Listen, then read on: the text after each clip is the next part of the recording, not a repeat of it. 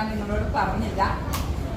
അതിനുശേഷം ഞാൻ ഗ്രൂപ്പിൽ അറിയിക്കുകയാണ് ചെയ്യുന്നത്.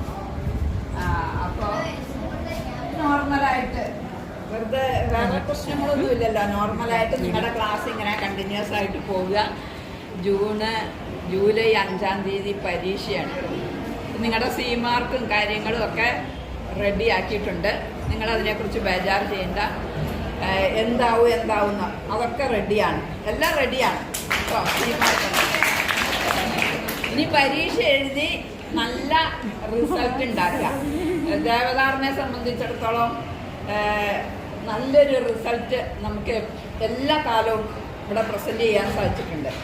ഈ വർഷം +2 133 സ്റ്റുഡൻസ് പരീക്ഷയ്ക്ക് ഫീസ് അടച്ചിട്ടുണ്ട്. 100% റിസൾട്ടാണ് ഞാൻ പ്രതീക്ഷിക്കുന്നത്. അതാണ് നിങ്ങൾ എനിക്ക് തരേണ്ട ഏറ്റവും ബെസ്റ്റ്.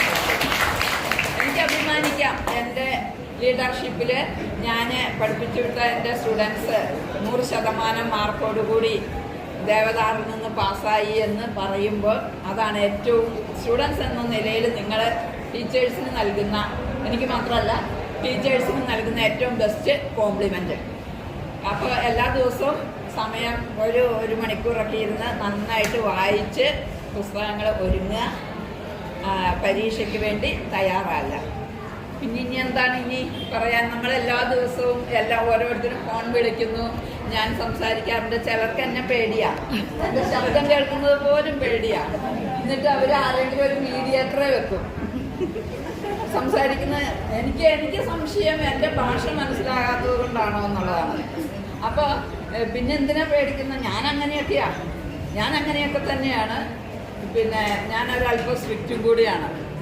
അപ്പോൾ നിങ്ങൾക്ക് ചിലപ്പോൾ തോന്നുമായിരിക്കും എന്തുകൊണ്ട് അതങ്ങനെ ആയി തീർന്നു എന്ന്. അപ്പം അങ്ങനെ ഒരു സ്റ്റൈൽ അങ്ങനെ പോയതാണ് കേട്ടോ. അപ്പോൾ എല്ലാവർക്കും